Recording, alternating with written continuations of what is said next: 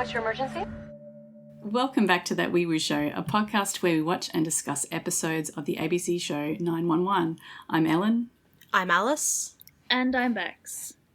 Thanks to everyone who's been listening so far. We're in season 4 now. We have a very special shout out this week to people who have been buying things from our Redbubble. We have a Redbubble shop that Alice has been putting things on, and it has some stickers and some other things that you can buy from there with our logo and with For the Drama on them. And some people have been buying them, so thank you. Especially Kira, we know that you're the only one who's actually owned up to buying some of them. So thank you. I mean, I have a hoodie and you two have mugs, so...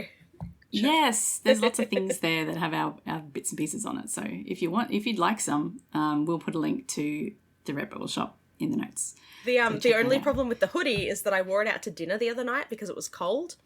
And it was with, like, my parents and my parents' friends, and Mum was telling her friends that, it's, like, for a podcast and you should listen. And they asked for the link, and I was just like, please don't listen. No. Please don't like, this is a terrible idea. I regret everything. Well, hello, Alice's mum's friends, if you're listening. If you have any questions about the Omegaverse, Alice will be happy to explain. Oh, God, please no. Known these people since I was in kindergarten. Let's bring it back to the actual show then. Before we get stuck into episode 2, Alice, do you want to tell us what happened last time? Yeah, so last week on 911, the 118 rescued commuters stuck in a bus suspended in a high-rise, and Athena returned to work right in time to get caught in a landslide.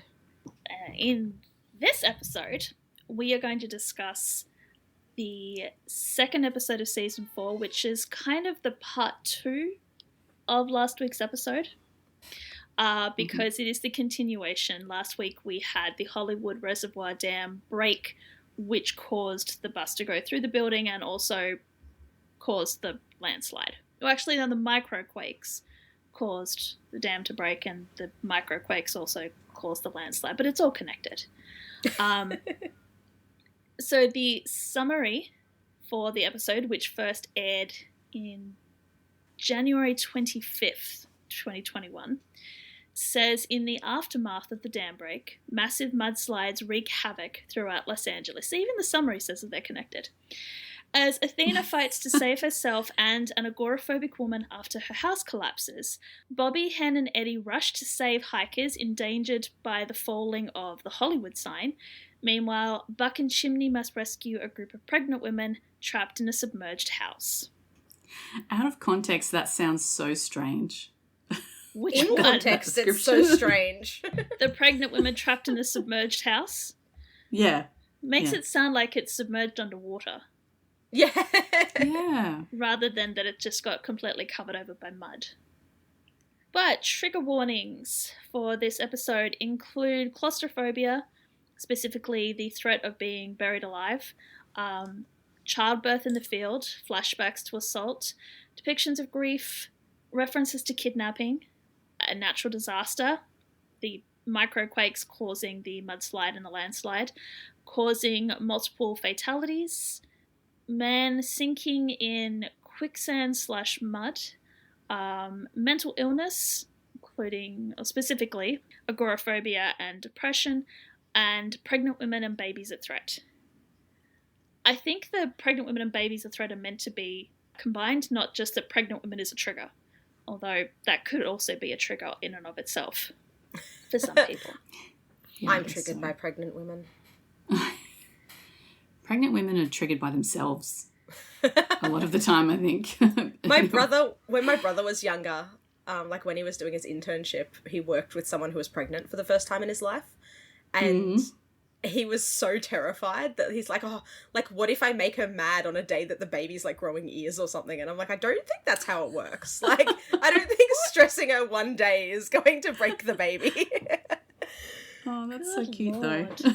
Oh, like, he's fine now. He's almost 30 and, like, has friends that have kids. But, like, when he was, like, 17, he was like, oh, my God, I'm going to break the baby. Like, it's okay. So we start with some news footage of the floods through the Hollywood Hills. And the news anchor explains what's happening, so just in case we hadn't just watched the previous episode. Lots of water rushing down. It's interesting watching a series that was intended to be aired and watched weekly as a in one session bingeable series, because they do we have to remind the audience what happened in the last episode. Like, really don't. We literally just watched the last episode. And it's also like, we have to show people who may have missed last week's what went on. Yeah, I mean, nowadays it's not that so much because it's easy to catch up, or a lot easier to catch up. Yeah, like these days in America it's on Hulu the next day or that night or something, so... Yeah, like 20, 25 years ago, there was no way to watch the previous episode. You just, if you hadn't recorded it on your VCR, then you just missed it. Which is why, like, you watch, oh my God, Friends is the worst. I know that it was necessary at the time, but when they do their clip shows, and it's just an episode of, like, previous clips, and it's like, I know, I just watched it, but then you remember that back in the early 2000s and 90s, like, they couldn't just go and watch highlights, so they made an episode of highlights. Supernatural's terrible for it as well. Yeah. Like, shows, like, basically every scene that happened in the last episode. Yeah. Before you get to the new stuff. But anyway, yes, we are getting an explanation of what happened. So at the moment, they don't know how high the death count is, but the emergency workers are searching for people, and... Spread very thin. You know, the Hollywood Hills area is extremely dangerous and unstable. This is before the quake has started, because the Hollywood sign is still in place. Although we're not getting the 2 hours before the dam burst in this episode. We are, however, getting, once again, slightly on the nose musical cues, because... Slightly on the nose? We're going to get an excellent song by Carole King called I Feel the Earth Move in an episode which involves microquakes. I mean, it's not up there. I think we're going to have to make a list at some point in the series, and let's talk about like the top 5. What is the most inappropriate musical cue this show has used? And I think that one might be, or brilliant. Yeah, I think this episode had 2 of them too. I might be wrong, but I feel like it had 2 terrible needle drops. Well, we'll continue and we'll find out, but this is definitely one of them. Definitely one of them. So we're up on Mount Lee, where the Hollywood sign is still in place, and we have a group of young people going on a hike, which is not advisable because we do get a lingering shot on a no access to the Hollywood sign that they're walking towards. And 2 of them are not having a good time. So these 2 guys are twins, and I'm looking up going... Are they twins? And they actually are twins. Are they twins? I was just like, they look so similar, except I different. just thought they were friends. They're twins? No, they're twins. Yeah. Seriously? Like the actors are twins? Yeah. What? And they played roommates? No, aren't they brothers who live together? They lived together, but I assumed they were housemates. roommates. Yeah. Well, when I found out that they were actually brothers, I just headcanoned in that they were brothers. Hang on, everyone's doing a quick I've got search. It open. No, I've got it open at the moment. Hang on. I'm just waiting for the bloody IMDb to load again. Come on, phone. You can do it. Dylan and Caleb are played by real-life brothers Shane and Garrett Coffey. Okay, there you go. I just assumed that they were roommates. Yeah. Did not pick up any familial reference. You didn't think that they looked similar? No, not at all. Because Oh my god. Chris, Dylan's even got a like little the nerd thing going, and Caleb's got like the football All-American football jock sort of thing. Nope, did not twig at all. No, I picked them straight away. Somehow. Wow. Not twins though, because one's born. Maybe, I don't know. I did pick up on that, the fact that there are 3 people in this storyline, and yet we only have 2 names. Because once again, nobody thought to name the female character. Oh, Classic. really? Really.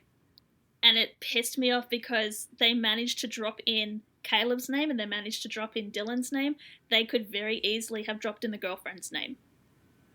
Did not bother to do it. Huh.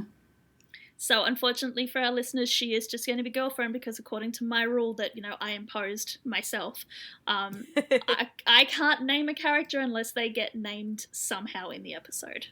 Yep. Okay, looks like they're not twins. It just says sibling. Caleb is the one who is going out with the girl, obviously. Yes. And he is has convinced the others to come on this hike with him, and the others are not into it at all. No. And his girlfriend is like, I'm not dressed to scale anything. I thought we were just going for a walk. And he's like, come on, it's not that steep. And they're having a bit of an argument about how he always springs stuff on her and never, consults with her first. To which Dylan is in the background just nodding in agreeance. And then we get into a bit of an argy-bargy and we realise that things might not all be sunshine and roses between the friend group because apparently not only does Caleb like to spring things on his girlfriend, he likes to spring things on Dylan too, including moving said girlfriend in with them during the pandemic without consulting with Dylan first. And the girlfriend, oh God, I can't call her that. I don't even know what her name is. But girlfriend. But she doesn't have a name. That's the point. She doesn't have a name. It's girlfriend. We can give her a name. What's the actress's name? Does anyone have the wiki still open? Yeah, I've got the wiki still open. Hang on. I think her name's Katie. No, that's Katie is the name of the actual character. Which pisses me off. Which means that somewhere in a script they cast her and said, we have named her Katie. They just did not think to impart that information to the audience. What the fuck? Please tell me that a man wrote this, otherwise I'm going to get very angry. No, Lindsay! What the hell, dude?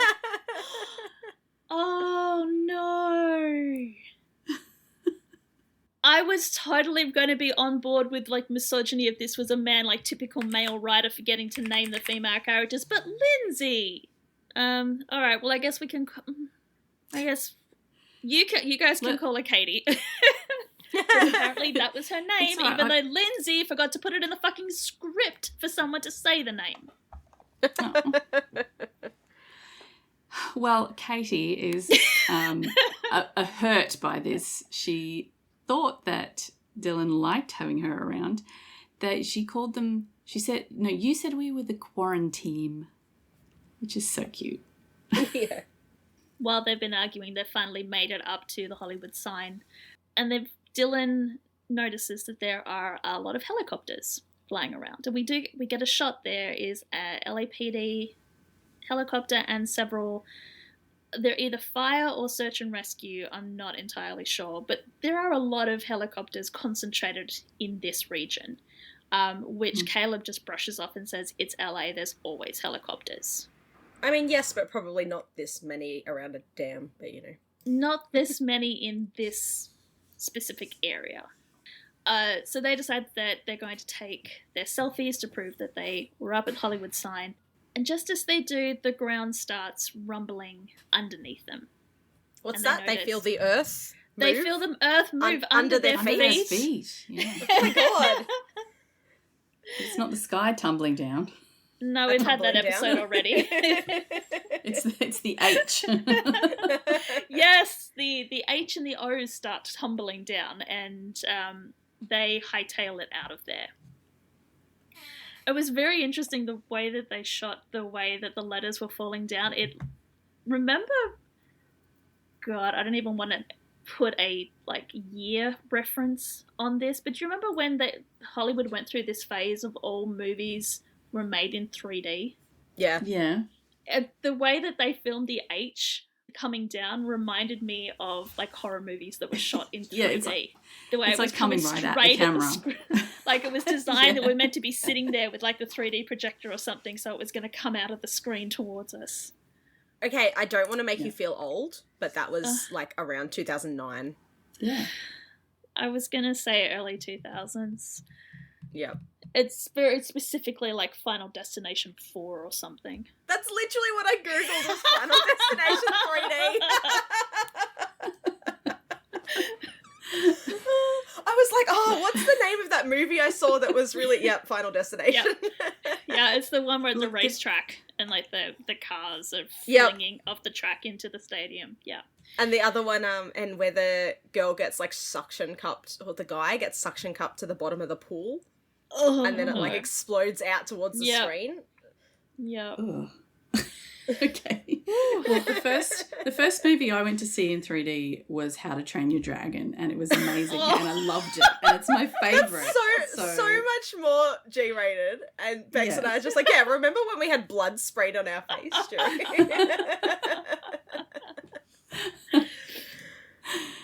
Okay. So obviously it's television. It was not designed for 3D. That's just what it reminded me of. How to Train Your Dragon was also 2010, so yeah. Around the same era. Oh, God. Yep. But that was like 2 years ago, right? Yeah. Yeah. At least. Like it's 5 gotta be at 2 most. years ago. Yeah.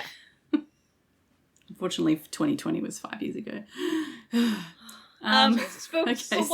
What's interesting about once we've seen the Hollywood sign like come flying at us through the screen as if it's trying to decapitate us, is that we also get a shot of, as a segue to continue the story, of Sylvia's house from the back. So the last episode we saw it from street level and we watched it disappear from the curb. This time we get to see the back of it, and no wonder the fucking thing collapsed. It's built on stilts on the side of the cliff. Yeah, it's one of those like fancy houses that is jutted right out from the cliff. Yeah. As it was collapsing at the end of the last episode, I'm pretty sure we saw the back of it. I was expecting it to be like, it protrudes right out, like she's got a pool or something in the back of it as well. So it's quite... it's an earthquake-prone area. Yeah, more fun GTA facts, because I know you guys love hearing about GTA 5. But in one of the early missions, you actually like attach a rope to one of those houses, like the stilts to one of those houses, and pull down the whole back of it. Oh. Yeah, it's fun. And then as you're driving past, you see like as the story progresses, you see like construction crew starting to fix it up. No. It's really cool. Also, when I first watched this, I was once the Hollywood sign fell down, I was like, actually surprised it took until season 4 for them to break the Hollywood sign. Yes, considering it's a major landmark of the city. Yeah.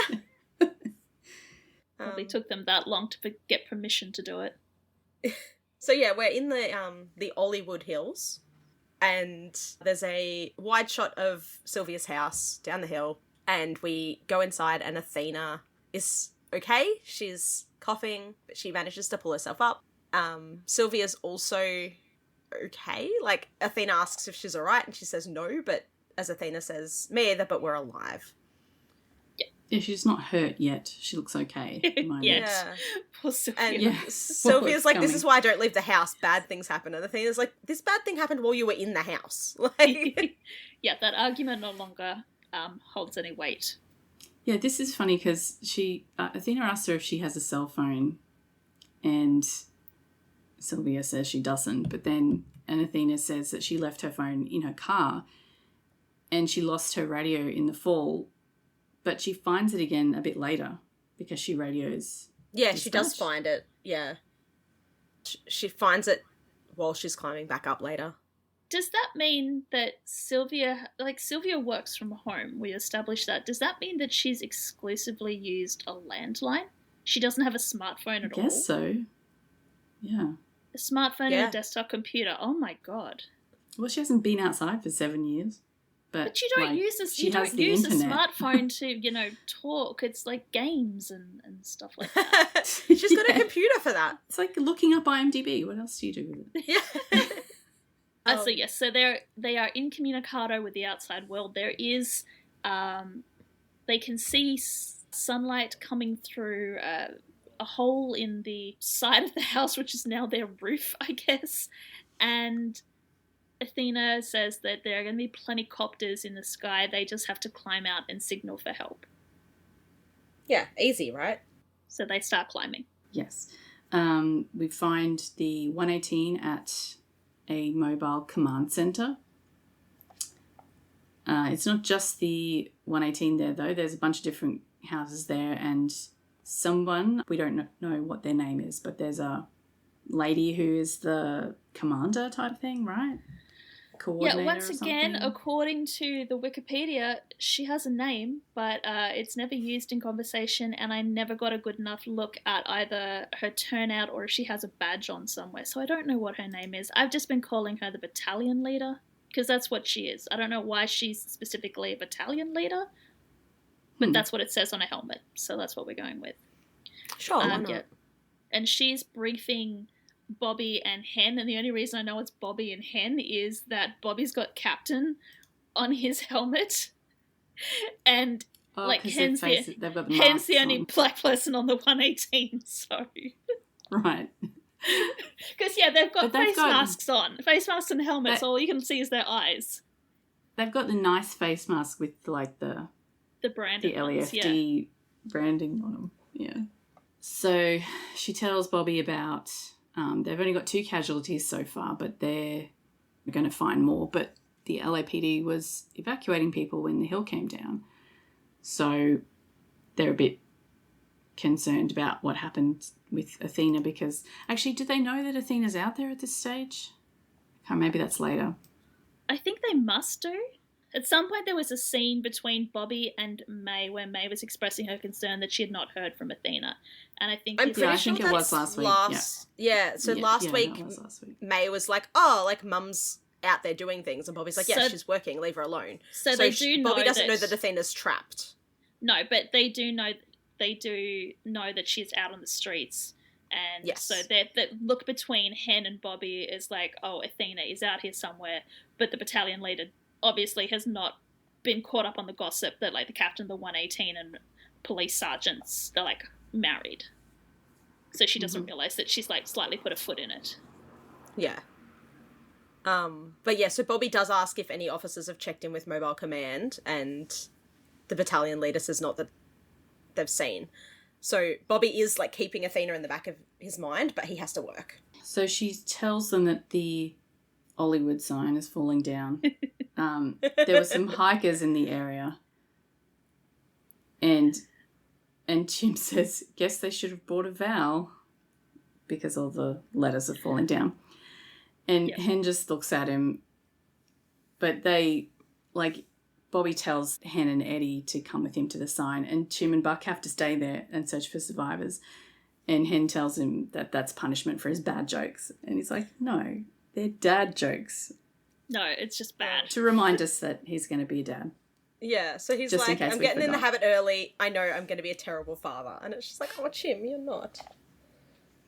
Your jokes are bad, but I'm sure jokes are terrible. But yeah, it's interesting that this episode they have Chimney and Buck working together. Yeah. I'm assuming it's because they want one paramedic on each team. Yeah, that would make sense. But yeah, it was just an interesting change because usually we see Buck and Eddie doing stuff. While the 118 get to work, we go back, not go back because we haven't been there yet. We go to dispatch, where everyone else is frantically working, answering phone calls, but Maddie and May are just standing watching television. Where the Channel 8 news helicopter is flying over the Hollywood Hills and Mount Lee, and they show footage of a patrol car that got caught in the mudslide, which May points out just so happens to be Athena's patrol car.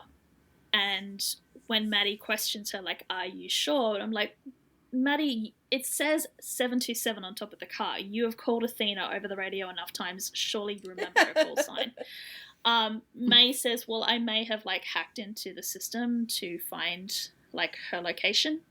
So, yes, I know that my mother was in that area. Can we, like, radio her to try to find her? And Maddie's like, we would normally wait for the officers to call in for us. And May gives her, like, pouty face, puppy dog eyes. And she immediately folds and says, all right, we'll make an exception this one time. As this episode progresses, Maddie is just getting, like, more and more done with May's shit. She's like, okay, fine. It's good training. Do it this time. So she calls, they do radio for Athena and asks her what is her status. But of But they course, don't hear anything. we've learned earlier that Athena has lost her radio, so she can't answer. And May is pouting a little bit and tells Maddie and the audience that she's not even supposed to be out in the field. She's on desk duty. And Maddie's like, well, you know what? On my first day, there was a 7.1 earthquake. Yeah, so stop your whinging. Yeah, if I can survive that, you can handle this. She does it a little bit nicer way. She's like, I will give you the same advice that Josh gave me on that day. We all have people we love out there. The best thing that we can do for them is our job. Yeah. And then she just immediately dismisses May and starts picking up calls. May's like, okay, fine. Well, yeah, she's busy. And May does then try to call Athena on a phone, but you see Athena doesn't answer that either, so... Nope. So Chim and Buck are like walking up into the hills.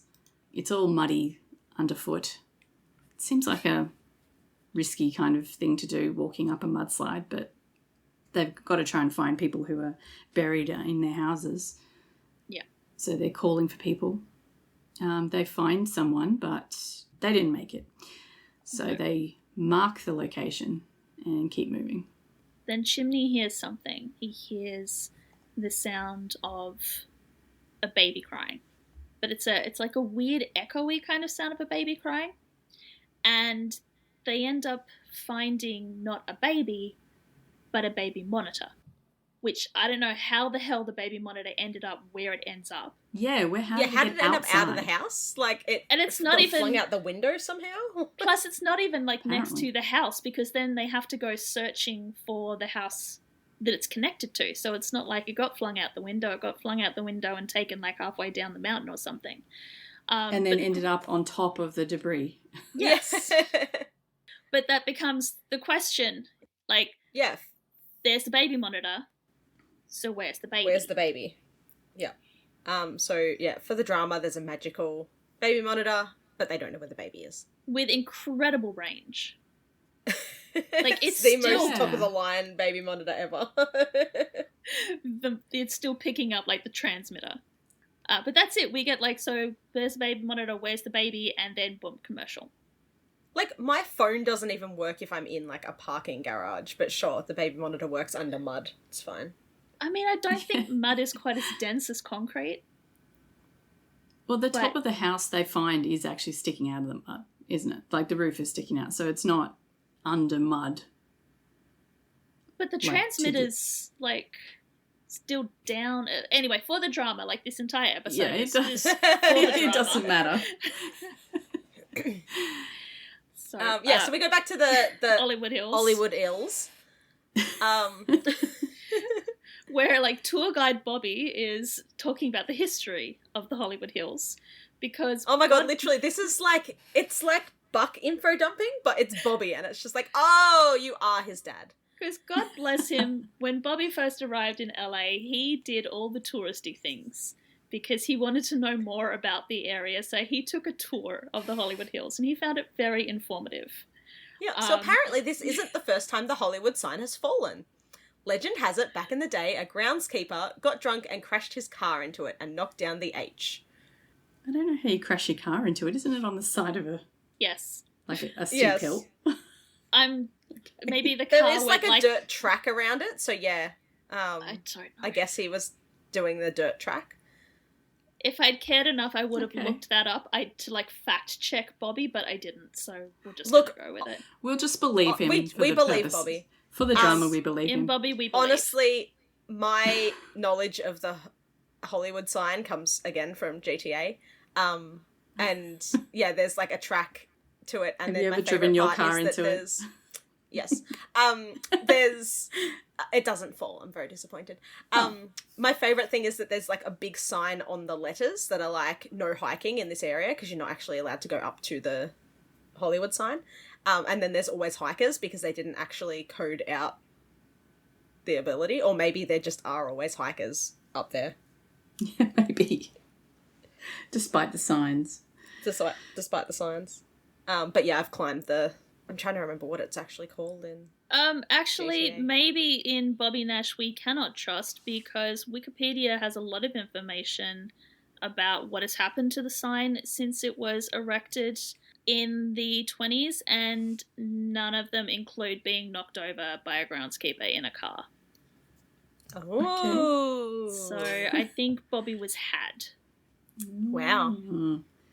Either that or the 911 universe is doing its parallel thing where other stuff happens that we don't get. Apparently, in the Okay. 70s, the O broke in half and became Hollywood sign. Hollywood. Yeah. The thing I like Anyway. about this scene is that they can't find the sign to start with, like the H. Yes. They've hiked it all over the hills and they're like, we should be able to see it. It's a giant H.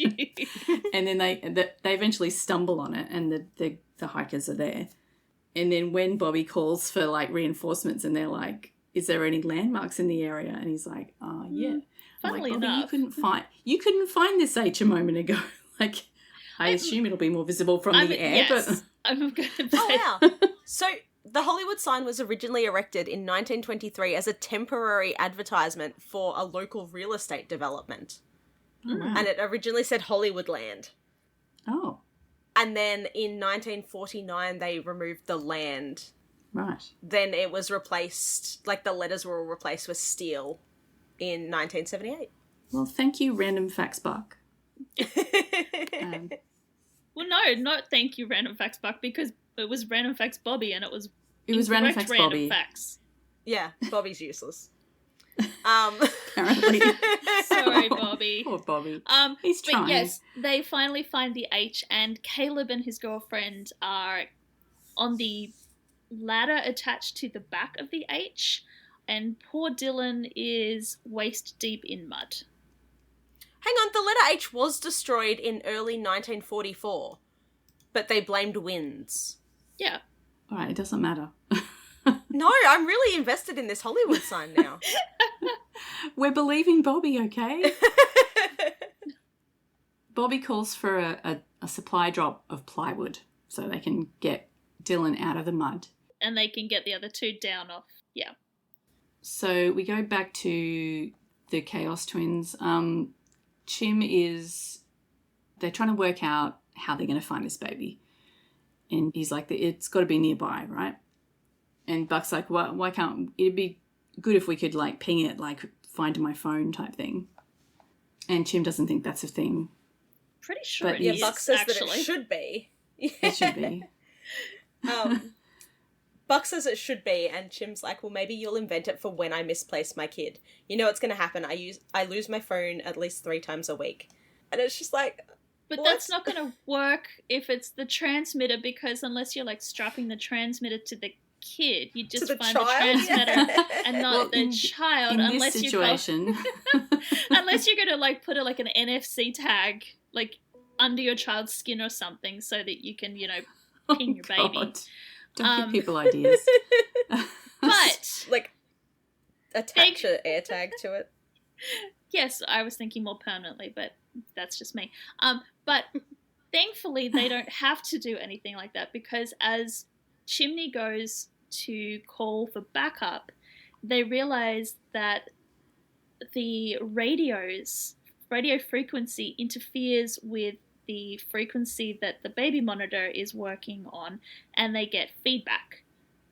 So then Buck has the idea that if they just follow the feedback, they'll find the transmitter. So they just have to keep Yeah. transmitting over Find the my radio. baby. Yeah. Yeah. Which, he thought outside the box. It seemed stupid, but then actually turned out to be a very good idea. Buck absolutely has the brain cell this episode. It's because he's separated from Eddie.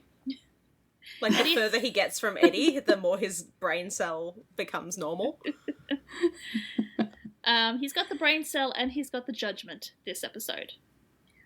Because Yes. as they start searching for the baby, Chimney notes that through the radio, they only heard a baby, they didn't hear an adult. So he immediately jumps to worst case scenario that the baby is now an orphan, and Buck calls him on it. He's like, you really always do go worst case scenario, don't you? And Chim's like, are you judging me? And Buck's like, yes, I am judging you because you're having a kid with my sister, but you're living on my couch because of this whole doom and gloom over the pandemic that you've got going on, like the worst case scenario. Yeah, like it's pretty clear that Buck's sick of Chim being on his couch. He does sound pretty fed up, doesn't he? Yeah. Like, it's like when you've got that friend that, like, overstays their welcome, and it's just like, yep, cool, I actually have errands to run, please leave. Is it? Like... It could be that Buck wants Chim off his couch, but it could also be that Buck just wants Chim back with Maddie because, like, he's going to be a father, and a father should be with Maddie and he knows his that baby Maddie's to be. missing He's him. trying to keep the family together. Yeah. I'm sure Maddie as well. Like, Maddie's his sister, and so I'm sure Maddie's been texting him just like, why the fuck is he still at your house? Buck's like, I don't fucking know. He won't fucking leave. I don't know what you want me to do, Maddie.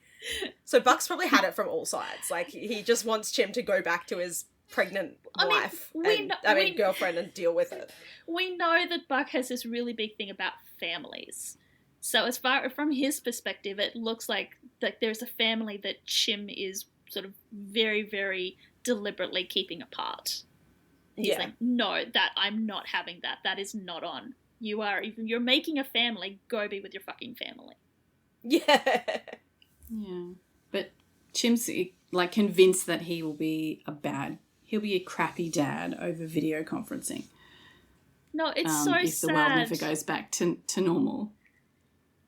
And Buck's like, you're going to be a great dad. What are you talking about? It's such a sad line where he says, that he'll be a crappy dad over video conferencing. That's actually something that I have experience with. Yeah. Yeah, and he thinks just because his dad was shitty that he's going to be. He's destined to be a shitty dad too. Like, but that's why you go overboard in the other direction. You don't just resign yourself to your fate. Yeah, and Buck reminds him that he takes care of total strangers every single day. But then they're interrupted by the feedback going, and we get possibly the greatest interaction in the history of the show. Yeah, so I they just find laughed so hard. They find the house that they assume is going to be where the baby is, and it's a flat roof that is up to the gutters in mud, and they cannot see any way of getting into the house. Except, so Chimney goes, "How do we get inside?" And Buck just goes, "Chimney." And Chimney's like, "What?" And Buck's like, "What?" It's just the way that Buck looks at him like he doesn't understand what he's saying. He's like, what? No, there's a chimney. There is a physical chimney. We can go through the chimney. It's some excellent acting. Excellent Oliver acting voices. Oh, it's fantastic. The greatest thing. Yeah, then we go back to Athena, who is still stuck in a house and is still climbing up the house. But their luck changes because Athena finds her radio. And thankfully, it is still working. It still worked and didn't get crushed. It also didn't get locked on to the broadcast option, so nobody has been forced to listen to her climb through this house for God knows how long. So she is able to radio into dispatch. I love that Maddie's like, "What's your location?" And Athena's like, "Well, it was 1415 Ledgewood Drive, but I don't know where we've landed." Maddie's like, "Yeah, I'm pretty sure that address has moved since the last time." But your patrol car is still there. May rushes over to listen in because somehow... Oh, no, she must have hear Maddie speaking about, yeah, she hears the call sign. L30, so... Yeah. Yeah. She rushes over to listen in. Athena asks for a lift out. Maddie tells her that there are units in the area, but the mud is slowing them down, that they'll get to her as soon as they can. And that's not good enough for May. She's like, can't you put a rush on it? Tell them that there's an officer in distress or something. And Maddie just points at the screen and said, like, I did. Yeah. Already did. Like, Maddie knows how to do her job. She's good. But then we get another aftershock / microquake. And this one, everyone does hear over the radio, because while the house is shaking and Athena's being flung around, she keeps her finger on the radio. She's really good at that. Yeah. Or maybe it's still broken from before. Actually, no, that was like 6 months ago, so surely... You would have hoped they'd fixed it's a different radio. Then. So they hear rumbling, they hear Sylvia screaming, and then it's just silence. May's having a panic. May is freaking out. Yeah, poor May. Maddie would have just gone like, this is not the worst that I've heard over the radio. All right, so the hikers are still hanging on to the H that's sticking out of the ground, and the kid is still stuck in the mud too, and they're trying to tell him not to move because he's getting, sucked down. Yeah, but other firefighters have arrived and they are laying plywood around, which allows Caleb and his girlfriend to get down off the unstable H, and it also allows the 118 to get a little bit closer to Dylan. Yep, the mud is going to start to restrict his lungs. He's going to have trouble breathing, but he's going to be all right. Although Dylan's like, I'm going to die. He's sort of panicking. Everyone else is like, no, it's going to be all right. Just calm down. And his brother and the girlfriend, or his roommate, whatever, no, he does say, me and Caleb are roommates. They don't even say that they're brothers, even though they look exactly alike. No, anyway. you just immediately jumped on the brother bandwagon. We're all out here with just roommates. Anyway, Caleb and the girlfriend are like not at all sympathetic. They're like, just shut up and stop moving. Yeah, Dylan's like bemoaning, like, oh, woe is me. Caleb's like, you're acting like I forced you to come out here. I was just trying to be nice and include you in like third wheel, allow you to be the third wheel on our date. The girlfriend's, I think she's getting a little bit upset at the way Caleb, the way he's acting, I could believe that they'd be brothers, the animosity between the two of them. Yeah. And she's sort of explaining to Bobby that they're all roommates. And then Dylan comes back with, no, me and Caleb are roommates. You came over for dinner and never left. And Hen's face is just the funniest thing. Like, we get a full zoom in on Hen, and like Aisha's eye acting is amazing. Like that, because she's wearing a mask. Yeah, and yeah, you just get whoa. Yeah, everybody has to put all of their acting into their eyebrows and their eyes, and they're all doing a really good job. So Dylan is freaking out. The more he freaks out, the deeper he sinks into the mud.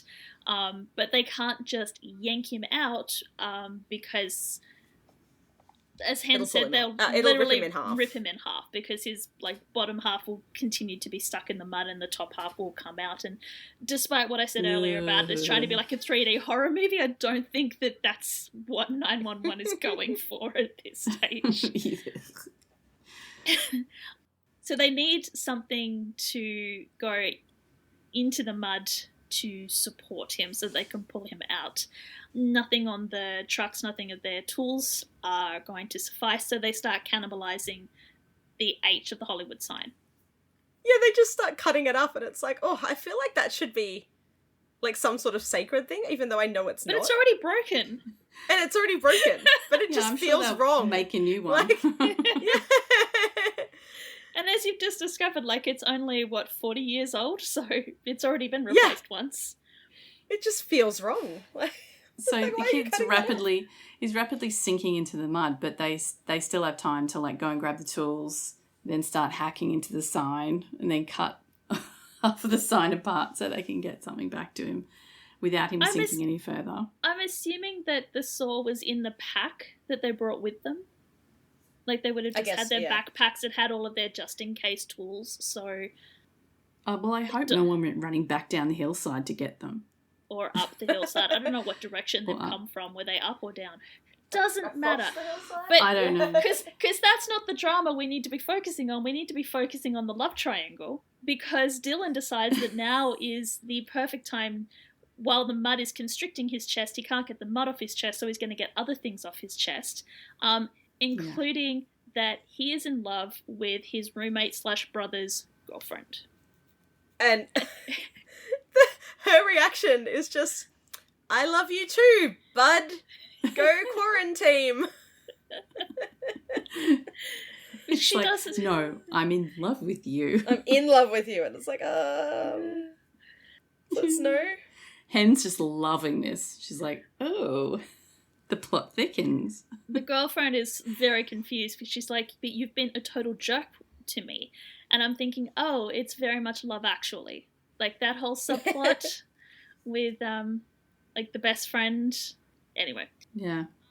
He's like, I've been a jerk to you because it has been killing me. Having to live under the same roof as you, with you two kissing and canoodling. Sure. And for some reason, Hen wants Bobby to hurry up the rescue operation. I would be more wanting just to sit back and see what happens with these three. Tell me more. Yes. But they do finally get the ladder that was on the back of the H. They cut it free so they can come and stick it into the mud behind Dylan. Yep. Dylan's being very dramatic. Yes. He's like, I didn't want to die without telling you. And even as Eddie and Bobby are trying to save him, he's still flailing around. And Eddie's like telling him to stop moving or he's going to make things worse. So the girlfriend decides that the best thing to do would be to tell Dylan that she loves him too. And that he needs to listen to the firefighters and keep fighting and not give up because she loves him and she needs him to live for her. Yeah. And Caleb's standing there like going, what the fuck? But it works. Yeah, they managed to lever him out somehow. Oh my god, Caleb though just bugged me in this. Because like obviously she's doing it to get him to calm the fuck down. And he's like At no point did I believe like, that okay, she was saying it down, because Caleb. she was actually in love with him. She was very clearly just saying, like, I am just saying this to get you to do what you need to do to get out of this. Yeah. Well, or if you are going to die... Melodrama runs in the family because they're both as bad as each other. So they get Dylan out. And Dylan's like, oh my god, it's working. I'm going to live. And Caleb's like, yeah, great. Now I'm going to kill you. See, brothers. Like, it's so ridiculous. So then we cut to, like, when Dylan's out. Caleb's out? Who are we out? Dylan's out. When Dylan's out, the girlfriend's, like, trying to apologize. She's like, I'm so sorry. Like, and Caleb's like, oh, so you're in love with Dylan? She's like, I thought he was going to die. I was moved by his passion. I thought I should say it back. And Dylan's like, oh, so you didn't mean it. And Caleb's like, well, you were sure quick to say it. Or the other way around. I don't know which is which anymore. I'm pretty sure Caleb was, like, saying to his girlfriend, oh, so you didn't mean it. And Dylan's like, well, she was pretty quick to say it back to me. Like, just needling him that little bit more. But yeah, it's just ridiculous. Like, your friend almost died. It was clearly to try and calm him the fuck down. Yes, but fragile masculinity and all of that. Clearly. Anyway, they're all mad at each other. Thankfully, a helicopter arrives, which is there to whisk them back down to safety. The girlfriend sort of looks at Hen and goes, can I, like, take the next helicopter out of here? Hen's like, no. Go quarantine. Go quarantine. She has no sympathy for this woman. Zero. And so that endeth that stupid storyline. Which was, like, entertaining but incredibly stupid. And we're going to go back to Buck and Chimney, where Buck is preparing to lower Chimney through the chimney into the house. Yeah, there's like a bunch of other firefighters around here too. Yeah, they called for backup. I'm assuming they got that backup. We too get this line, which makes me believe that we are never, ever, ever finding out where the name Chimney comes from, because as he is being lowered into the chimney, Chimney says to Buck, in the future, if anybody asks, this is how I got my name. Yeah. Like, okay, fine. I guess that's what we're going So this with. is less bad than the real reason he got his nickname. Apparently. I mean, all he's doing is going down a chimney, so I don't know. I don't think we'll ever find out either. No, that's what I'm saying. It's like, too much of a thing now. They've thrown that line in, and that is like, yeah, we're never going to tell you. If you want to know why, this is why. Because he went down a chimney that one time. Yeah. Yeah. But it works. He manages to get into the house, which seems to be in relatively good shape, except for the fact that, it's like under several feet of mud. Yeah, it's under a load of mud, but there's still light in there.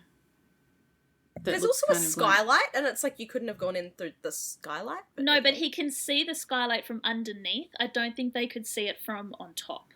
So it was completely covered with mud, because then I think they have to dig it out later on so that they can go through it. Oh, okay. Because Chimney sort of looks at it, and you can see him making note of like, he points at skylight, we can use that because they're not getting the baby up through the chimney, I guess. I mean, not with that attitude. It's a very wide chimney, though. It could definitely fit a Santa through there. Chimney's a very small man. It's fine. Apparently. Imagine Buck, not so much season 4 Buck, but imagine season 8 Buck trying to get through the chimney. Oh, good lord, nope. He'd get like an ankle in. Be like, nope. Yeah, he wouldn't even get one thigh through. Oh God, no. Oh, no, don't make me cut out of the thirst again. We are not. Please, we are not fat shaming. The man is built like a brick shithouse in season 8 because he has been working on his body, and we appreciate every second that he has put into it. Oh yeah, yes. Especially like considering Twinkie Buck. Especially considering he did it on a vegan diet. Like, damn. Yeah, he's a very impressive man. I would climb him like a tree. Anyway, so Chimney finds a woman inside the house. She has blood on her face, and she's quite clearly dead. And Chimney kind of clocks her as he assumes that that's the mother. So he's like, okay, my suspicions were correct. The mother has died. The baby is an orphan. Now let's go and try and find the baby. Which is suspiciously quiet for a baby that was crying so much earlier. Yeah, and still like perfectly swaddled and everything. Yes, because he finds a bassinet and baby is perfectly swaddled and asleep in its bassinet. And then he wakes it up because he's like, oh shit, is it dead or is it sleeping? But it wakes up and we get like baby cooing version 3 sound file. Oh my god, literally, it's the baby cooing noise. And I'm just like, oh, so they spent all their money destroying the Hollywood sign and no money for new baby cooing noises. And making like a generate like AI baby, because it doesn't look like AI didn't baby. exist then. This is 2020. 2021. What are you talking about? They still had visual effects. This is just generic baby cooing, but it's not even like, this is a teeny tiny like newborn baby, and that size baby does not make that noise yet. It's bad. It's like the stupid kids laughing thing. And they put it in Star Wars Phantom Menace, and I want to scratch my brain out every time I hear it. Yeah. Does I know exactly what you mean. Yeah. Yeah, I hate that too. Anyway, so Chim radios back up to Buck, says that he's found the baby, he's found the mother, and just as they're about to start working to get Chimney and the baby out of the house, suddenly, I'm assuming that because they heard Chimney talking, a woman starts screaming, and Chim continues searching the house and finds a door that not only is shut, but it has been like padlocked with a giant secure lock from the outside. Yeah, and then the woman's like, help, we're locked in, as if Like, we didn't see the padlock. No shit, woman. But it's not a very secure padlock because it takes Chimney like one strike with his axe to break it open. No, Chimney's just a very strong firefighter. I just find it very ironic that we've had 2 episodes back to back where padlocks are broken by being smashed. Yeah, yeah. Right? It's like, oh, okay, yep. So I question the structural integrity of padlocks coming out of Los Angeles at this like time frame.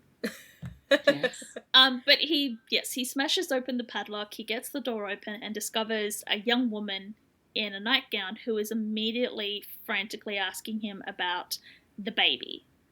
Not her just baby. the baby, her baby. Yeah. Yes, because this is the mother. Takes Chim a little bit to put 2 and 2 together. I think he's just shocked at seeing the room of women. Yes, because not only is this young woman in the room, there are also three other young women, and the room is full of like cribs and baby shit. And the mother is telling him that Carol, the owner of the house, tricked her into giving up her baby. So Chim's worked out that Carol was the one who locked them in and took the baby, but she didn't make it, so he's feeling less bad about that now. I do like that line. So no one's injured, but one of the women was screaming because she is in labour. And so Chim radios up to Buck to ask him for more reinforcements because he's about to deliver a baby. And so here's where we start getting the parallel storylines. So we're going to jump back to no longer 4155 Ledgewood Drive, where after the last microquake, Sylvia has now become trapped under giant, I don't know if it's concrete or marble, or she's stuck under something incredibly heavy. Yeah, it looks like it's a bit of like MDF or something, but she can't lift it. Athena's acting like it's heavy, like it's a slab of marble. Yeah. So, like, it might be MDF, but the acting is... And the dialogue is that it's crushing Sylvia. Like, she can still breathe, but it hurts. So we're all going to suspend our disbelief and pretend that it is something incredibly heavy. I don't know what it is, but it doesn't look heavy. Yeah, it but looks like a slab of concrete, but I don't know why there's a slab of concrete. Maybe it's the top of a dining table, so who knows? I don't know, but Athena can't even move it. Like, she tries to move it, but she can't even it's heavy. Pick it up. So she calls in to dispatch to ask, like, we need an ETA, like, what the hell, guys, we need to get out of here. So May is still there, like, panicking. Yeah.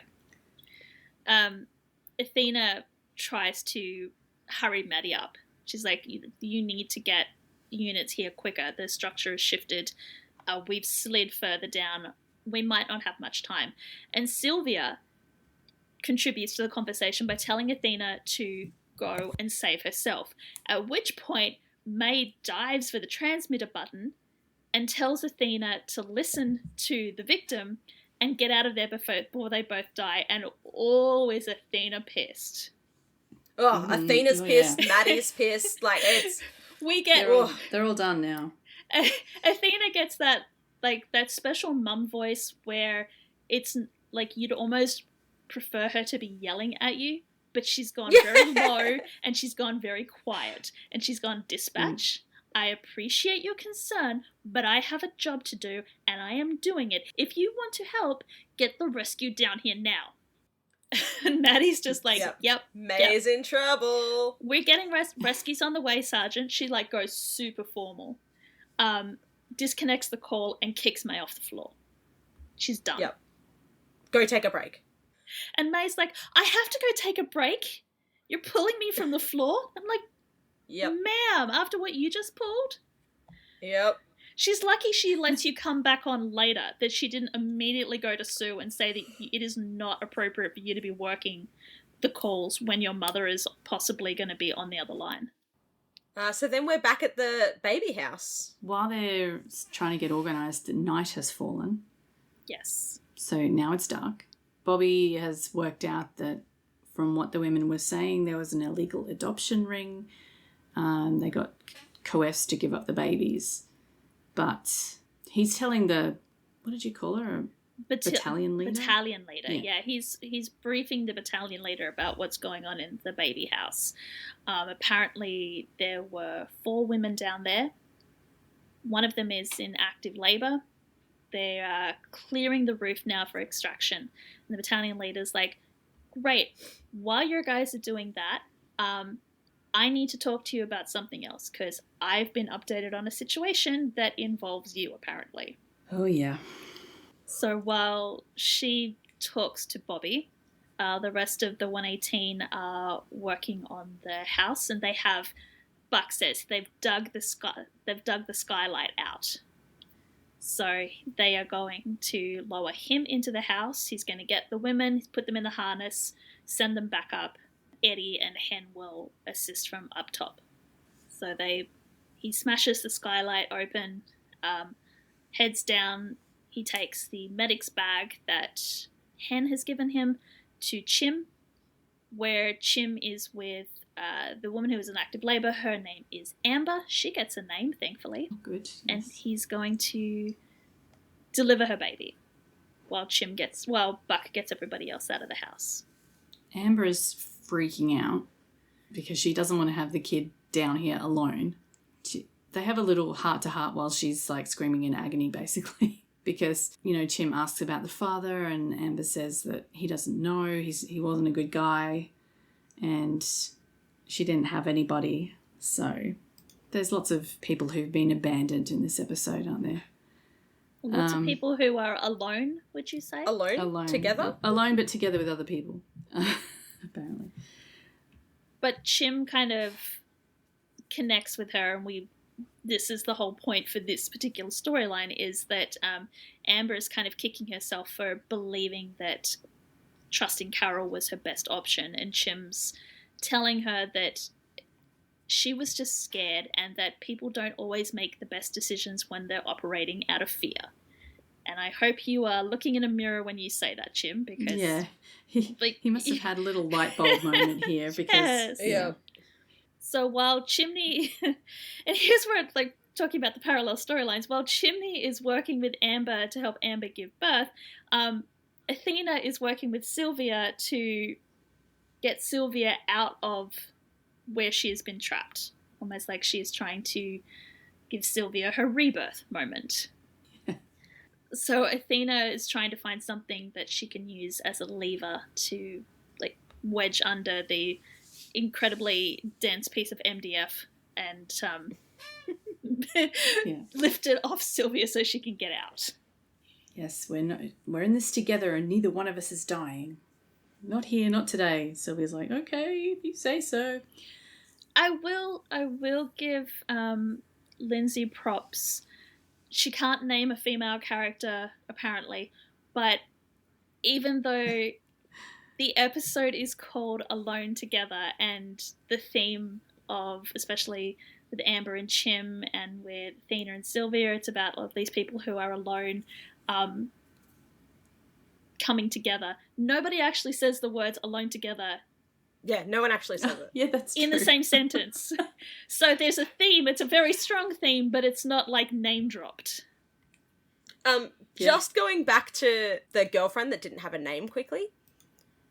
When, because it's just hit me like a good 2 minutes ago, and I was just like, hopefully there's a segue to bring it back soon. So you know how we find out through IMDb that her name's Katie? I was just like, why does that sound familiar? Like, yeah, it seems like her name, and I literally Controlled F the document, and I'm just like, no, she's not called it. It just hit me that it's because Kate is the name of the last love triangle thing that I watched, which was the supernatural fucking werewolf found camera thing. Oh. Same fucking situation, and her name's also Kate. So apparently Kates are just sucked into love triangles? Yeah, so look out, Kate, if your boyfriend has a best friend. Wait. What's the name of the character in Love Actually? Like, what's Keira Knightley's character's name? Because if that's it's not Keira Knightley. That's fucking It's Kate. Juliet. Okay. It's Juliet. All right. Good Juliet. So yes, this is a big shout out to all Kates. Be careful if you have a boyfriend who has a best friend / roommate. He's probably in love with brother. you. Because he's probably in love with you. Also, you may turn into a werewolf. Soz. Amber gonna have a baby though. Yeah, there's a baby being born. Chimney's like, yeah, I've heard 90% of just being a good parent is just showing up. He hasn't even fucking seen his baby bump, but sure. Which just makes the rest of this conversation even more painful, because he does tell Amber that, you know, his girlfriend is pregnant with his baby, and she's like, you're so lucky. I wish that I'd had someone there with me for all of the firsts, like of going to the ultrasounds and being there when the baby started moving and the kicking and just being able to reach out and have someone take my hand. And Chimney's like going, oh my God. He's like, she's like, I was so lonely, and he's just like, oh, fuck. I left her with fucking Albert, who has the emotional capacity of a teaspoon. Like, oh no, Albert's more. I love Albert. But would she have like forced Albert to go along to the appointments? Well, back in if it was during COVID, it was COVID. Like she would have been on her own anyway. Yeah. Yeah. But definitely the baby kicking, because Chim has had to experience, like Albert's being able to see and feel the baby kicking, but Chimney's just had to experience it over Zoom. Yeah. So yeah, just like to really like do the parallels of Amber and Chim in this moment. But yeah, so we transition from Amber like groaning through the contraction, to Athena groaning as she tries to free Sylvia. So Athena's trying to give Sylvia's birth also to talking about Sylvia. kids for some reason. Yeah. I think she must have heard May. And May very clearly did say over the radio, Mum. So yeah, she's gone like, okay, so you're like your daughter. You have a daughter. But yeah, this is where we get Sylvia's backstory. Because Athena goes, you think you deserve to die alone in the dark just because you lived your whole life alone? And Sylvia goes, I deserve it because I never should have survived in the first place. It was a car accident, I was driving, my sister was in the passenger seat, another car came out of nowhere, and I survived and my sister didn't. Afterwards, everyone told me I should just get back out there and move on with my life, but without my sister in the world, I just wanted to be in it less. And eventually I just stopped going out at all. And Athena's like, oh, this is starting to strike a chord as well. And Sylvia's like, I'm sure you have no idea what I'm talking about, because you're not a weak person. And Athena's, we get a little bit of a flashback to why Athena might be sympathizing with Sylvia in this situation, being the attack on her by Jeffrey. And she confesses that, because she told Sylvia that she wasn't meant to be back at work at this point. Sylvia thought that she had been injured. She says that the injury was because I was attacked, and that she has never felt more weak. And she blames herself for the attack and for being injured.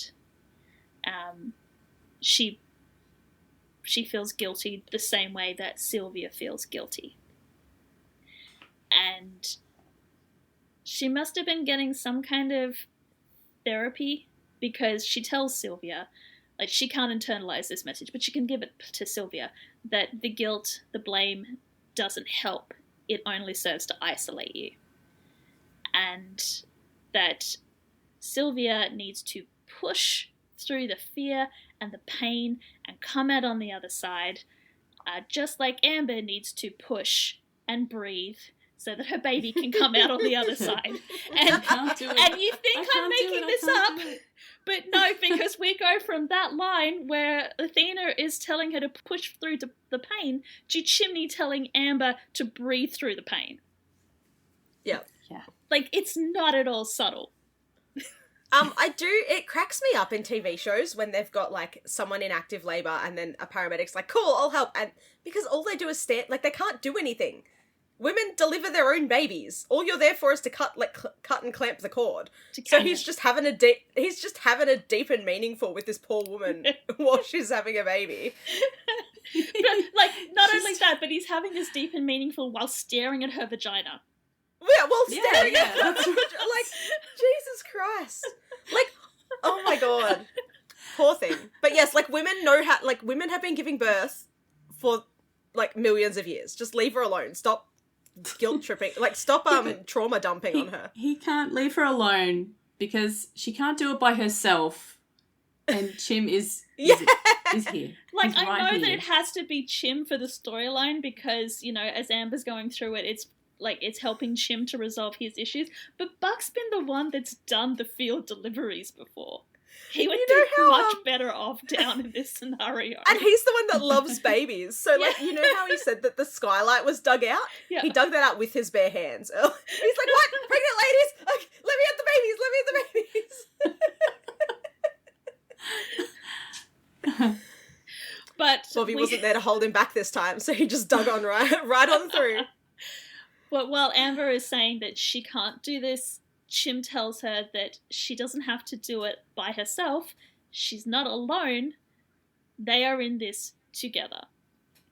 Oh, so we do get alone together. No, I'm paraphrasing. She sentence. says, I can't do this by myself, and Chim says, you don't have to. We're in this together. Yeah. So no, we don't get the words alone together, but we get the sentiment. So... Yeah. Then we cut back to Sylvia, who's literally just lying there like, oh, no, it hurts. Ow. Because she can't do anything. She's under a thing. And Athena's like, you can do it! Lift and push! Push through the pain! Push! And then we go back to Chim, who's like, push, Amber, push! It's like, oh my God, what is happening? So everyone pushes. It's a whole thing. Sylvia's free. The baby's crying. It's a girl. The only reason I will accept this scene is the music that they play during this scene. Which is a beautiful piano and strings piece called Experience by, and I did not look up how to say this guy's name, Ludovico Einaudi.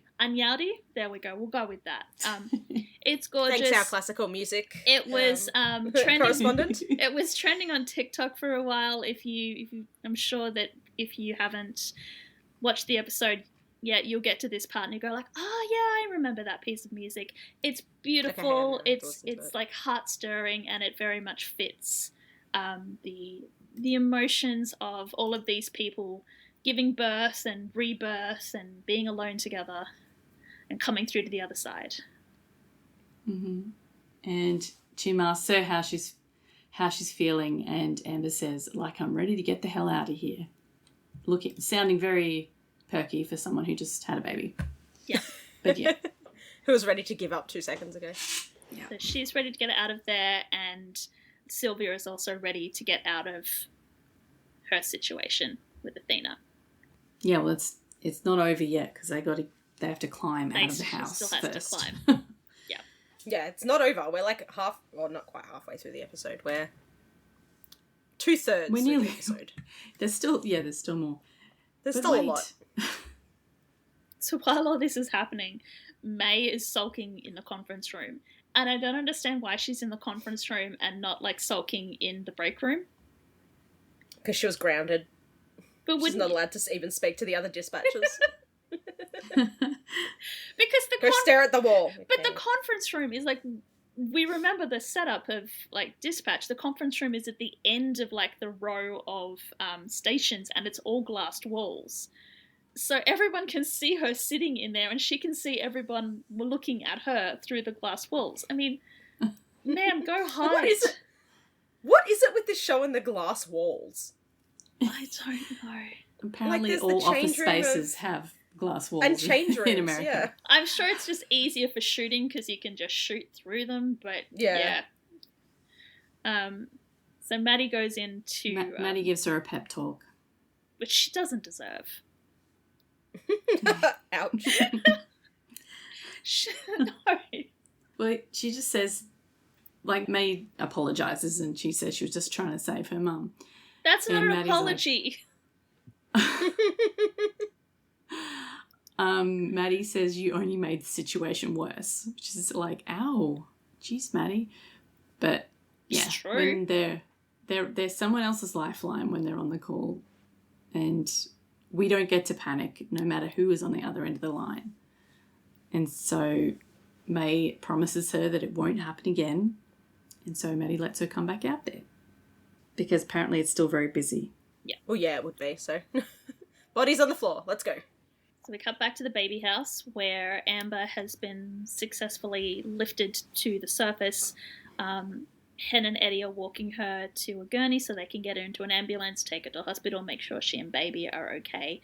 When one of the other women that was in the house with her comes rushing over to her, and Amber is shocked to see her because she thought that they would have taken her to the hospital by now. And she tells Amber that she couldn't leave without her.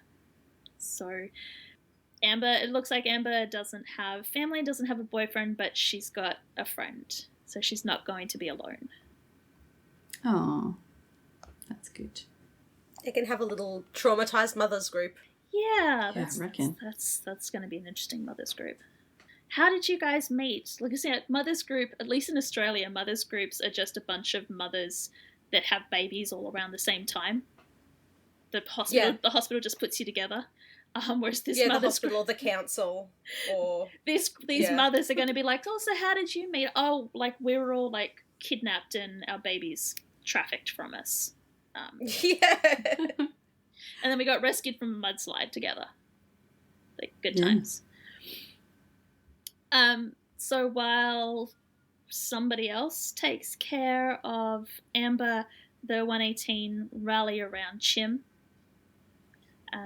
Check in on him, see how he's going after doing very little. Which he cops to. He says, it was... He does. The practice run was great. In all fairness, I didn't have to do a lot. I just had to kind of catch. Yeah. Buck talks him up, though. Buck's like, he doesn't need a practice run. He's going to be a great dad to a baby Buckley. Which then I find a really interesting transition. It's like they're talking about dads, and then Chim's next word is like, hey, where's Bobby? Yeah, where's Dad? Speaking of dads, where's ours? He wonders if Bobby's, like, got sick of it and kicked off early. And Hen's like, no, he's still working. Because he is now up in one of those helicopters looking for his wife. Yeah, he's busy. Oh, poor Bobby. She's just gone back to work and she's already in the shed. Yeah. He looks very worried. But they're trying to, like, find her by just shining, like, a spotlight at the ground, which seems like kind of futile because it's only a very small light that gets flashed around trying to find people. But anyway, Athena and Sylvia can hear the helicopter, and they get all the way up to the surface and they, like, wave around the flashlight. But they fly, the helicopter flies right over and they don't see them. But Athena sees something just over there and has a bright idea, literally, because her car has also somehow managed to stay with the house as it fell down the mountain. And she's able to, it's not buried in enough mud to, not let her open the door or lean in an open window. Yeah, somehow she manages to turn the lights on. How? Are they connected to the engine? Like, don't you need to turn the engine on? I would have thought. Apparently but not. It's a magical so police where car. are the keys? It's just a switch. Yeah.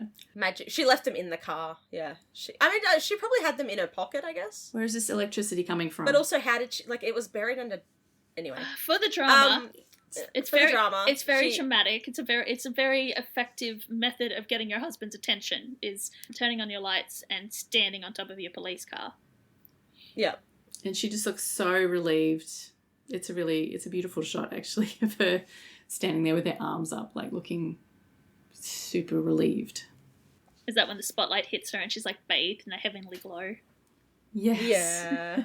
Because it works. Bobby can't see the torchlight, but he can see the red and blue light, so it turns the helicopter around. And they find her.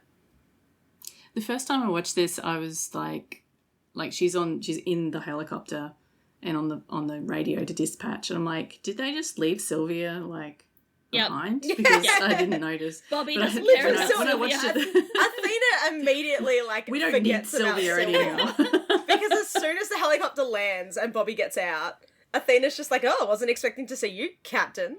And Bobby's like, well, I heard you needed a ride. Yeah, and then we never speak to Sylvia again. They're just like, what? No one's here for me. Yep, cool, that's fine. You guys just make out in the back of a helicopter. This is fine. But when I went back and watched it again, Sylvia was in the helicopter. They did rescue her as well, so it's fine. So they did remember. Okay, good. No, because like Bobby was in the helicopter specifically to find Athena. Everybody else was there to rescue anybody else that needed rescuing. Yeah. Anyway, it's all over now. Everyone's fine. Athena calls into dispatch to like update dispatch, because in this show, remember, we keep dispatch informed, especially when your daughter is dispatch. And and Maddie rewards May for her bad behaviour by allowing her to take I just had 2 puppy school classes this morning, and now you're just sounding like me. Rewards her behaviour. Yeah, don't let the puppies go near each other and play when they're when they're bouncing towards each other. Make sure they're calm first, because otherwise you're just rewarding their bad behaviour. But May proves that she can be professional. She because she acknowledges Athena's check-in and just simply says that I'm glad to hear that you're okay. And Athena, professional as always, just says, I'm glad to hear you too, dispatch. She actually says, thanks for coming to get me, and Bobby, very surprised, just says, always. Yeah, like that's my job. Yeah, that's literally what I do. Aww. It's cute. He is They very share the cute. hard eyes for a little bit. Yeah. While Sylvia's in the background going...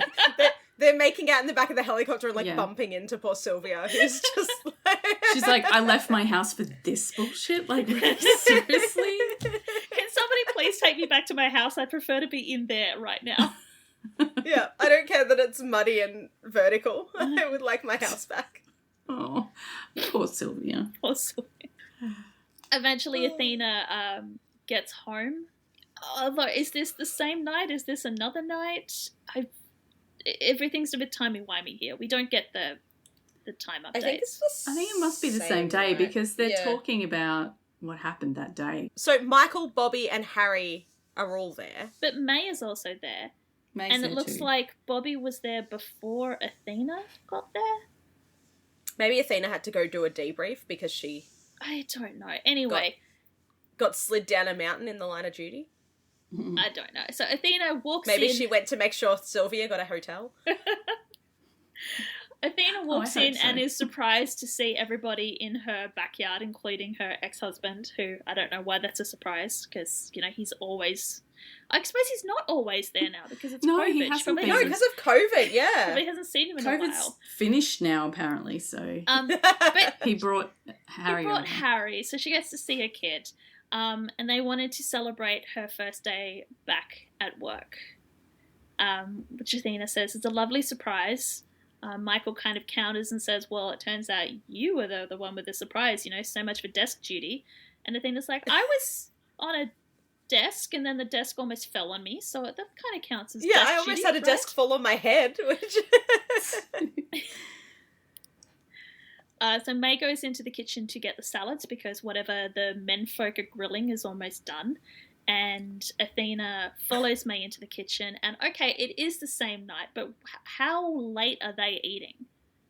Yes. Yeah, right? Night... This is like 10:30 at night by this point. Like, how quickly does nighttime fall in LA? Did we work out? It's in September. When does night fall in September in LA? September. Well, it must be getting, earlier, but it wouldn't be that early. It's late, it's summer's, it's heading into autumn, so... So Athena says, if we've both had one hell of a day, and Athena assumes that after going through what May has gone through, she's going to give up this, harebrained scheme of having a gap year and being a 911 dispatcher. And May takes that as a bit of an insult, you think I can't do the job. And Athena's like, no, I know you can do the job. I just don't know why you want to do the job, because you were going to go to USC, you were going to, do pre-law, you were going to maybe journalism. You had these plans, and then all of a sudden, May's like, yeah, and then you got hurt. Like, Dad got cancer, you got hurt, COVID happened, and she couldn't handle Athena going back out on the street. So she put herself in dispatch so that she could protect her mother. So that even... So sunset for LA in September is about 7 o'clock until it gets to, like, the very end of the month is, like, 20 to 7. So if it's the end of September... Is it the end or the start of September? We don't know. It's just some... Like, the song is 21st so day of September, but I don't know if that's actually... Oh, true, yeah. We don't know. So let's say it was between 6:30 and 7 that the sun set. Is that, like, it starts so, yeah, it to must set, be pretty or late. it's fully So this set? this is... starts to set. Regardless, it's incredibly late to be grilling. It's late. They've already been flying around in a helicopter in the dark, so, like... Yeah. It's late. Anyway, not too late to have dinner, apparently. Or to confess to your mother that you took a job at dispatch so that she would never have to be alone, even when she's by herself in the patrol car. Which is, it's a very admirable sentiment, and, like, I can kind of understand why they've... Why this was the reason that May took the 911 job. I don't think Athena's terribly impressed by it. No, not at all. She doesn't seem very happy still. But anyway, Well, no, because, May's not like, backing down. She's an independent woman. She works the patrol car by herself. She doesn't need anyone watching over her. Least of all, she doesn't need her, like, 18-year-old daughter watching over her. But then also there's the, she is the parent, May is the child. If anyone's going to be watching anyone, it would be Athena watching May, not May watching Athena. Mm-hmm. Yeah. Anyway, so then we go to Chimney's house that Chimney's not living in. Yeah, Maddie gets home. It's the wrong Han. And Maddie's getting home. And you get, like, the whole COVID thing where she takes off her masks and washes her hands, and then she sees, like, bags of clothes in the middle of the floor. And she's sort of scolding Albert for leaving his stuff lying around. She's like, Albert? You can't just leave your shit all over the floor. Yeah, she like, yells at Albert, goes to the bedroom and changes out of her work clothes into, like, comfortable clothes. When she comes back... It looks like the bags are gone, but it's not Albert who left them there or cleaned them up. It's the other Han brother. At which point, I have no idea what he said in any of this scene. No, because he's standing there in a tank top and grey sweatpants, and guns are out, and words are just not doing anything. Yeah, so, like, I'm sure that they had some sort of deeper meaningful, but, like, Maddie's looking real cute in, like, her comfy clothes and her, like scruffy haircut, and Chimney's out with, like, his tank top with grey sweats, and I, like, no idea. All right, allow me to explain it to you. Maddie says very cutely, "You're not Albert." And Chim is surprised at how pregnant she is, because he's only seen her from, like, the boobs up on a Zoom screen. And so he hasn't noticed how big her belly is getting. And now it's 3D. It's you. She asks him what he's doing here. And he says, "I'm home, if you still want me here." And she's like, yeah. Yeah, she's like, but why now? And he says, "I think maybe what needs to change is me." And so he explains how he's been worried about her, and he got scared and he ran, and now they're going to try to be scared together. So yeah, he's moved back in again. Yay. Yay! Okay, you may resume your thirsting. I just don't know how they expect us to concentrate when Kenneth Choi is standing there looking like that. I mean... Yeah, like, he doesn't get the guns out often, and when he does, it's like, oh! Like, damn! You kind of, after, everything, I'm sure we've said this before, but, all the thirsting over, like, Ryan and Oliver, you kind of forget that Kenneth is built. Yeah. Kenneth just strolls in shirtless occasionally and we're just like, oh, hi! No, the young ones, like, you know, take all the attention, but, hello. And I have no qualms over thirsting over Kenneth because I think he is actually age appropriate. And size appropriate too. I think he's like within a reasonable height distance of me. So yeah, well, considering Jennifer Love Hewitt is my height exactly, then yes, he's very height appropriate for me. Thank you. Just double checking. Yeah, he's 71. Thank you. Years old? 71? No, he was born in 71. Oh, okay. He was born Like, wow, in he looks 71. great for his age.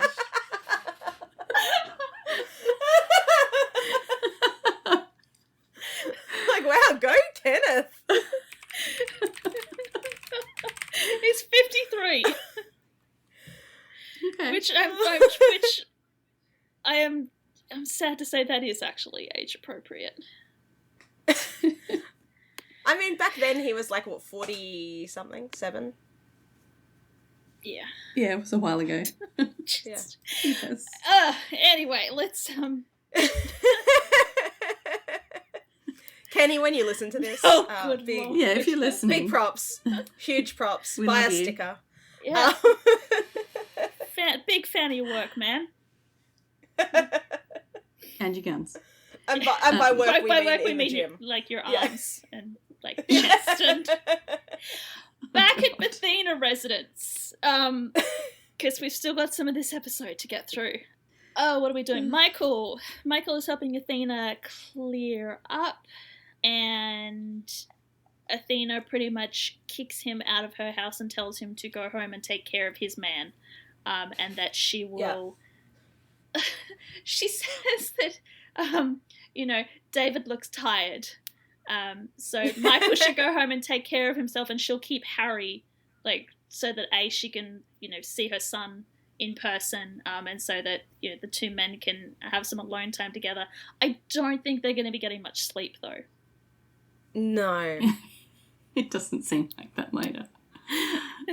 And they do address the fact that it's been only a short time since, like, David actually moved. Like, they only just met each other and then they moved in together.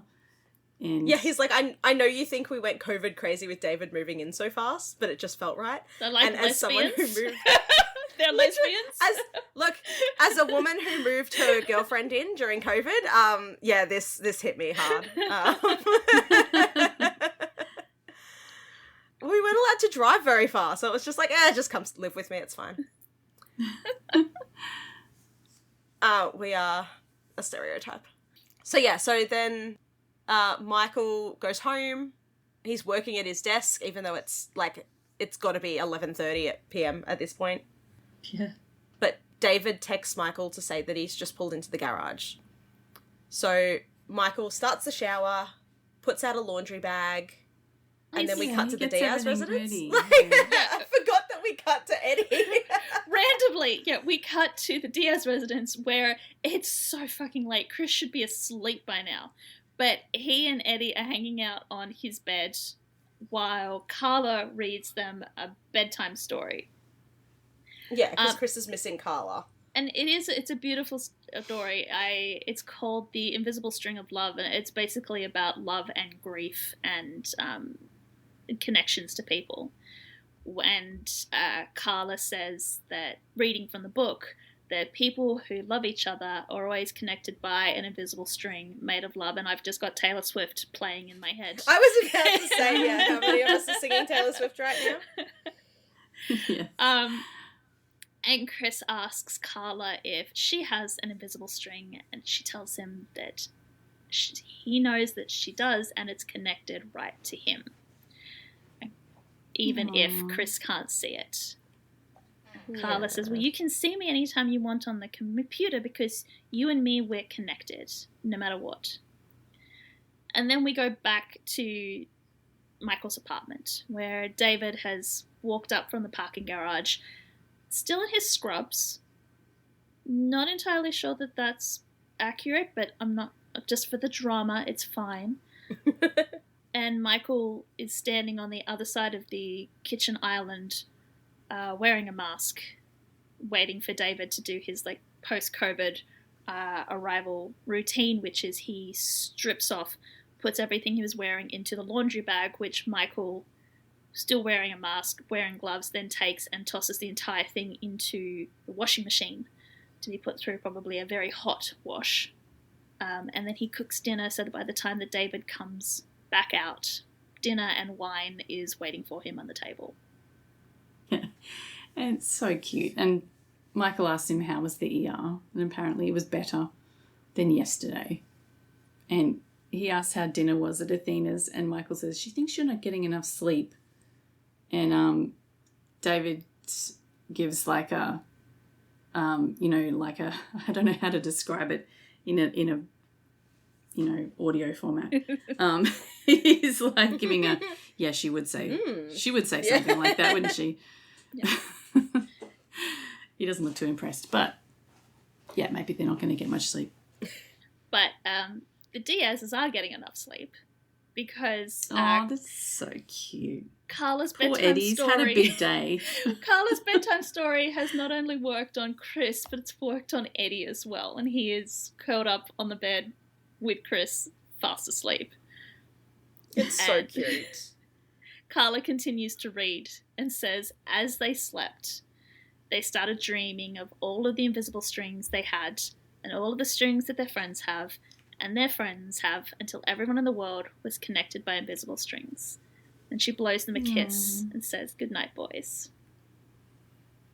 Cute. And it's very cute. Yeah. And then randomly, we're going to someone who's not sleeping. I'm assuming this must be the next morning, because if they're doing like online orientations like in chronology, then this must be like 1:30 a.m., which just seems ridiculous. Maybe she's doing it like distance ed in Australia. I don't know. It must be the next day. I hope not, because Nia is awake. Yeah, it's got to be the next morning. True. Yeah. So we're at the Wilson. I don't know. Kids wake up at weird times, right? Toddlers have weird sleeping schedules sometimes. Yeah. So we're at the Wilson residence, and Hen is getting ready for orientation because she must have passed her MCAT. She must have got into medical school, and she is starting. And they make everyone. So Karen, she's like, "How do I look?" And Karen's like the sexy doctor you are. And then Nia turns up, and it's like, "Can you guys stop? Like, there's a child present." They're making this big deal about Hen going off to orientation. Nia gives Hen her stuffed unicorn for luck. Oh, it's so cute. You borrow for luck. So cute. And Hen's like, "I'm gonna need all the luck I can get and a hug." And then she, takes off for her long journey, the 2 steps to her left to sit down at the kitchen table because orientation is via Zoom. Like Karen hands her a bag. Yeah. Like, I made you lunch, honey. It's weird. It's hilarious. It's so cute, strange. yeah. They're just like, "Oh, what does your mummy do?" "She's a sexy doctor." It's like, what? Karen, put it away. Then we go to Buck's house. This episode's another one of those ones that never ends. Literally, more yeah. and more. We're once again on where Maddie is on Zoom, because apparently that is her life right now. But she's not talking to Chim through Zoom this time. She is talking to Albert. So we've had a switch. She's like, "How do the uncles like living together?" And it's like, "Oh, that's so cute." Albert's not really liking it because apparently Buck has a lot of rules. Yeah, the rules being that they're gonna split chores evenly. And Chim's like, "Yeah, hate to break it to you, Albert doesn't do chores." He's like, "I contribute in other ways. I make a great cup of coffee." And Maddie's like, "I can attest to that." Buck just scolds her because she's not supposed to be drinking coffee. But then And Chimney has not only swapped sides of the camera, he's swapped sides of the argument. Because he's like, no, shush. He's like doing the cut it out gesture behind Maddie's back to tell Buck to stop the argument. But it's fine because Buck gets distracted by his phone. He get like his phone goes off. His phone goes off. He's like, "Oh, I'm sorry, I've got to go." And Maddie says, as he is running up the stairs to his bedroom, "Stop being so secretive about your new lady friend. I want to meet her." So he goes and hides in his, very open, no walls. I'm sure that they can hear everything that's going on downstairs, loft bedroom, to have a FaceTime call with a very much older woman. And I think for a second we're supposed to assume that he's fallen back into like his old habits of picking up older women. I just have to say, just quickly, the first time I watched this, when Buck answered his tablet, because Maddie was like, "Stop being so secretive," the first time he answers his tablet, I half expected Eddie to be on the other side of the... Oh yeah, the brain rot is so real with you. I don't think that's what the show intended. I think they intended for you to think that this was his new girlfriend. But unless... Oh yeah, but I was like, oh yeah, like Eddie's his new girlfriend. It's fine. But unless Buck also has like sexy doctor fantasies, he calls the woman Dr. Copeland and immediately starts talking about their last session, and we realize it's not his lady friend, it's his lady therapist. Because Buck has voluntarily started Zoom therapy. Yeah, and he's been thinking a lot about what she said about how he hides his true feelings from others. What does that mean, Buck? That is the weirdest line. What relevance does that have to anything that happened in this episode?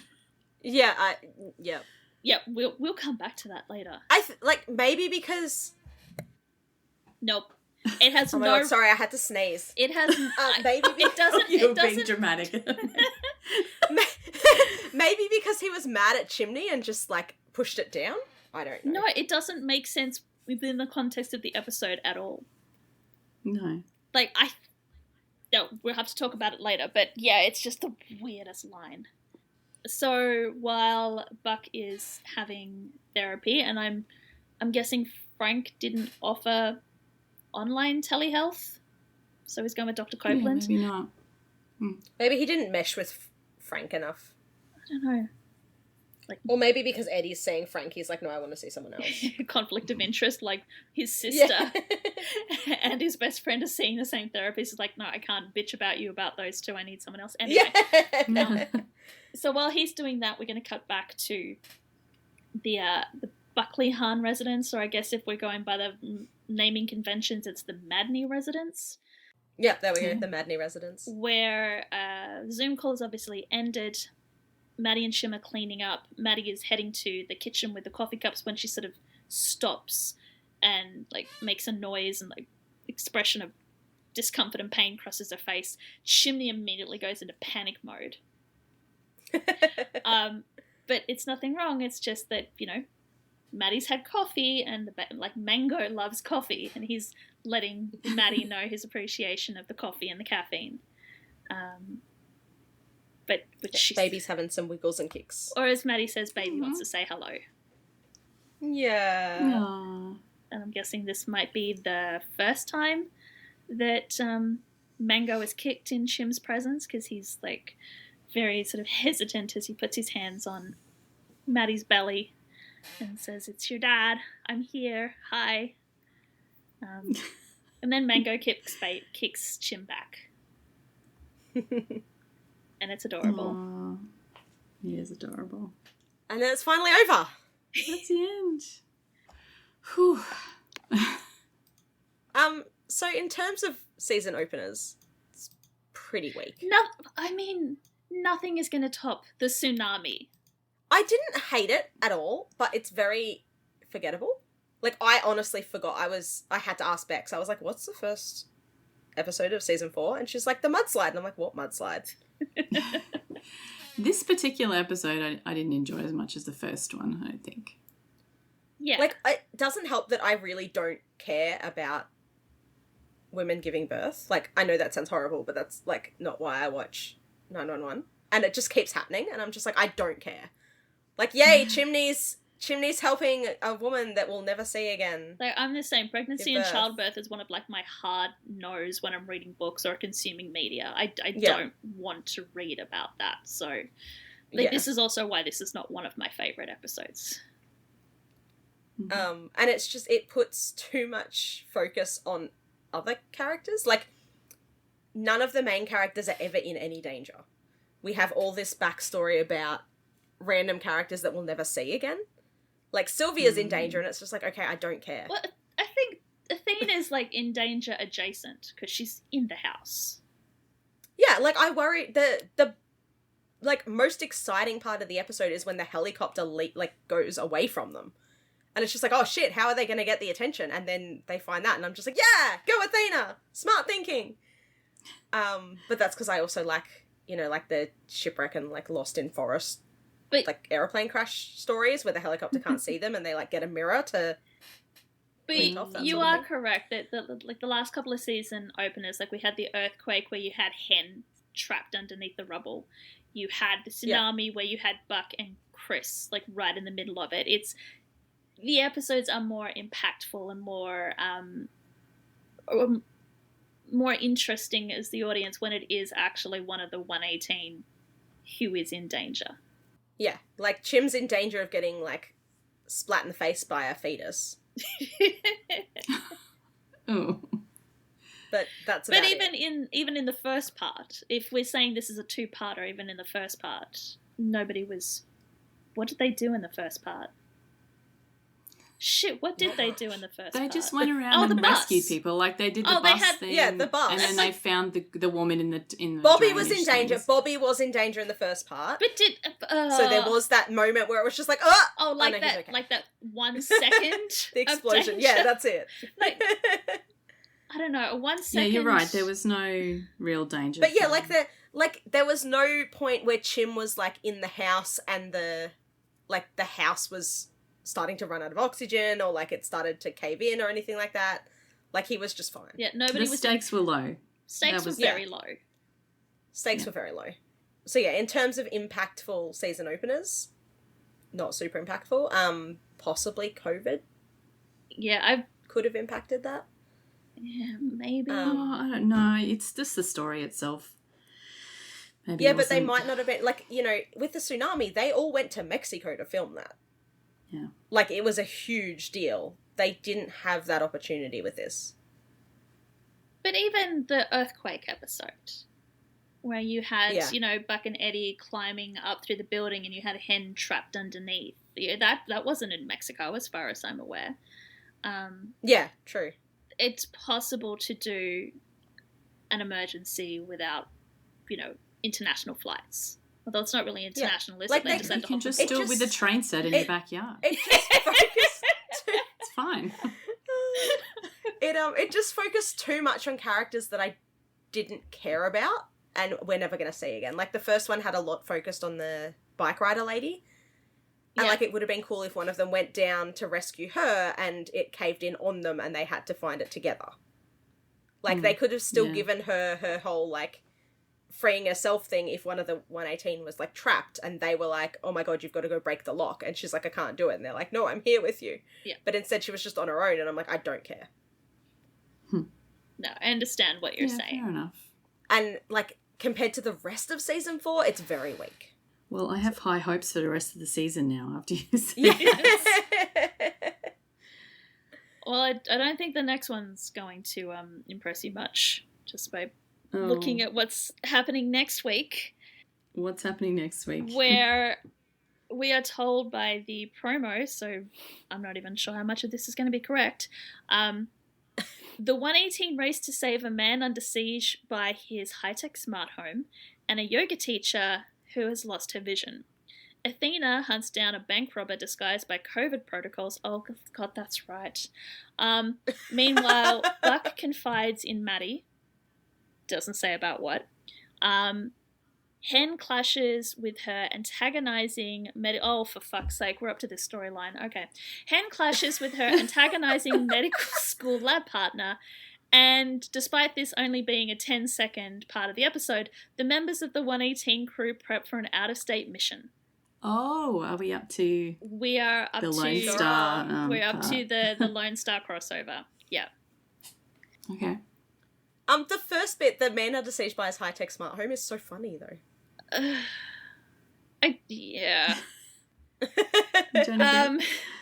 Triggers for next week include medical training, which is going to involve cadavers, discussions of cancer, discussion of bad parents, people fainting, which I think is in connection with the cadavers, if I remember correctly, discussions of the foster care system, stalking, and worms in eyes.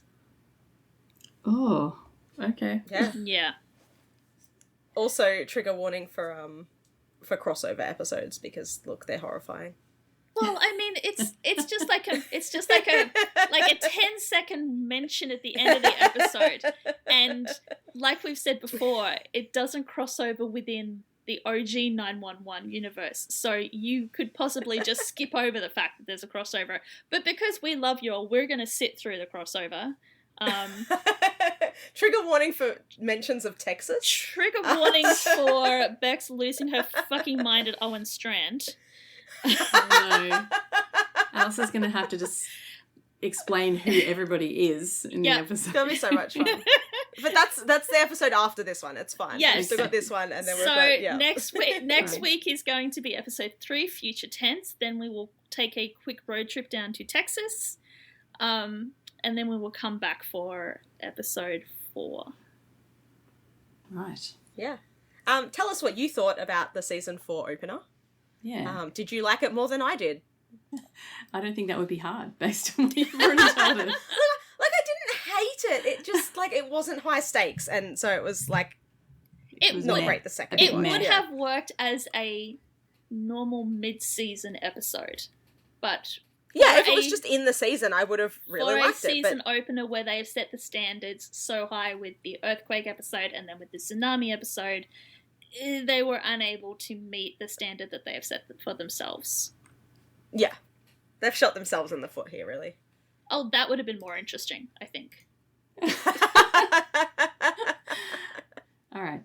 Yeah, you can find all the ways to get in touch with us. Leave us a comment on Spotify. All the ways to get in touch with us are on the website, thatweewooshow.com. Or you can send us a DM or whatever on social media as well. Thank you very much for listening this week, and we will see you next time for episode 3, which is called Future Tense. See you then. Bye. Bye.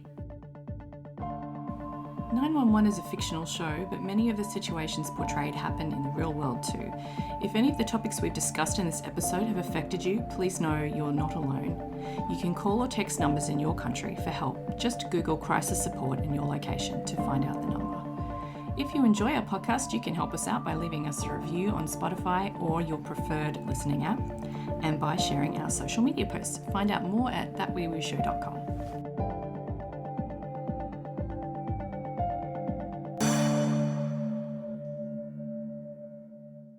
What have you written here about Cunliffe? Because, And I don't know, Oprah. because all I saw was C-U-N and then like a downstroke of a letter on the back of his turnout. I'm just like, oh my god, that kid would not have survived an Australian primary school.